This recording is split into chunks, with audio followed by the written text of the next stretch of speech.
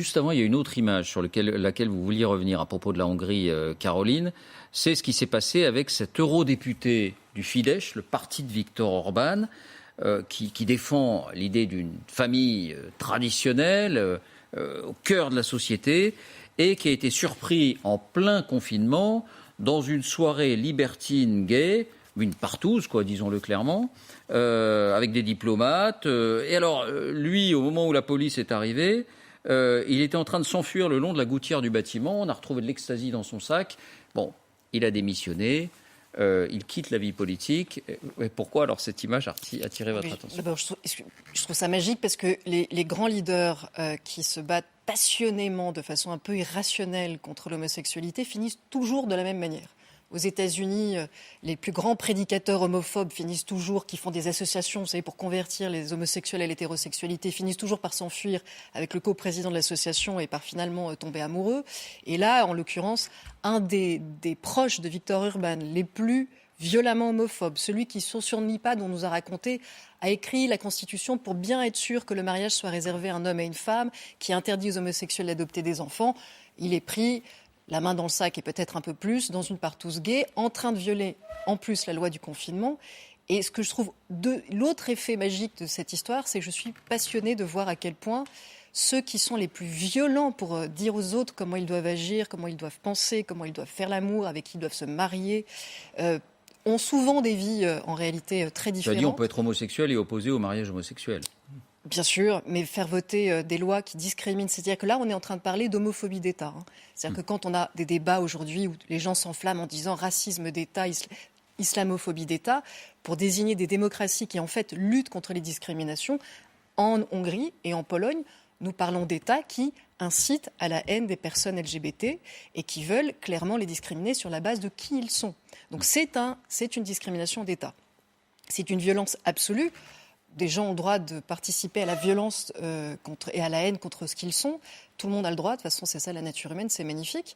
Mais là quand même, on est devant quelqu'un qui représente le parti de l'ordre homophobe, qui est pris donc, on va le redire, dans une partouze gay en plein confinement. Et ça n'émeut pas plus que ça les sympathisants de ces groupes-là, de ces mouvements d'extrême droite. C'est ça, moi, qui me fascine. C'est-à-dire que ce député, il serait socialiste ou il serait d'un gouvernement modéré, mais il faudrait voir les campagnes qu'on verrait sur Internet, ces élites perverses qui se réunissent entre elles pour se croire au-dessus des lois. Non, lui, il démissionne et au fond, on n'a pas la boue qu'on a d'habitude. La deuxième partie de votre intervention, honnêtement, c'est un brin caricatural. D'abord, puis-je vous dire que M. Orban est élu haut la main. Alors ça peut être désespérant pour vous, mais il est élu. Deuxièmement, qui combat l'extrême droite, parce qu'il n'est pas... Il y a une extrême droite à sa droite et qui la combat et qui ne s'est jamais allié avec eux. Non, mais si on veut être un tout petit peu moins caricatural, il faut ça. Moi, je ne suis pas un fan de M. Orban, mais l'illibéralisme, enfin bref, le régime, je le trouve sur un terrain, sur la liberté d'expression, de la presse, problématique, comme vous et tout. Mais j'éviterai d'être complètement caricatural. Et en plus, pardon, on peut être... Moi, j'ai contre toute idée de pénaliser d'une manière ou quelqu'un pour ce qu'il est. Évidemment, tout ce qui est une homophobe me fait sauter en l'air. Et je veux dire, toute ma vie, je l'ai fait. En revanche, pardon, on a le droit d'être contre le mariage homosexuel, on a le droit d'être contre l'adoption d'enfants par des couples homosexuels, sans pour autant, madame, il faudra que vous l'entendiez, être ni homophobe, ni je sais pas quoi, une espèce de salopard qui mettrait en danger les autres. On peut... Pour la discrimination. Alors, réponse de Caroline. Juste, pardon, Robert Ménard, parce que quand même, j'ai un petit souvenir, c'est pas la première fois qu'on débat ensemble de ces sujets, j'ai un petit souvenir, peut-être que vous en souvenez aussi, il y a quelques années, dans les écoles, il y avait un film qui passait pour essayer de prévenir l'homophobie, avec des petits poissons, dont 2 petits poissons s'embrassaient pour essayer de déconstruire la haine homophobe dans les classes. J'ai le souvenir, Robert Ménard, que vous étiez violemment contre, que vous aviez même dit sur un plateau que vous ne vouliez pas que vos enfants regardent ça parce que vous ne vouliez pas que vos enfants deviennent homosexuels. Non. Donc moi, je veux bien que vous soyez absolument contre l'homophobie. D'abord, ce que vous venez de dire, pour des raisons personnelles, est une saloperie. Ah bon? dont je vous parlerai tout à l'heure C'est un hors de propos public. J'ai jamais Mais on a Mais on J'ai reste courtois, jamais on reste dit- courtois, Ah, non, non, on reste non. courtois. Oui, non, non, On reste pas courtois. ça. Je n'ai jamais dit que je ne voulais pas que mes enfants deviennent homosexuels.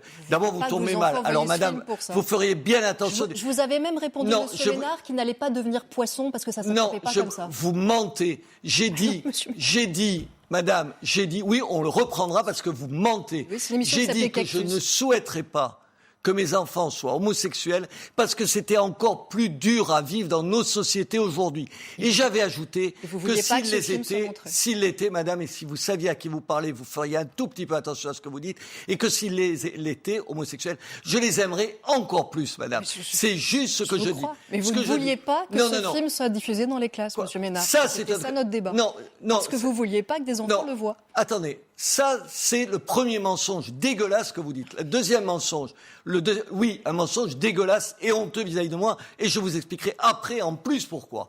La deuxième chose, veux pas non, savoir votre vie privée, monsieur Ménard. Je vous parle de propos pensais, publics. madame, que pour des écoles en CP ou en CP, il y avait d'autres choses à leur montrer que Bien. ça. C'est Voilà. exactement ce que Bien. j'étais en Non, train de c'est dire. exactement Si, ce que si. vous n'avez pas dit. C'est Et exactement une fois ce que de j'étais en plus, train de vous êtes dire. une caricature Bon. qui dessert votre C'est pas propos. Et un vous débat êtes un- Caroline Fourest, Robert Ménard.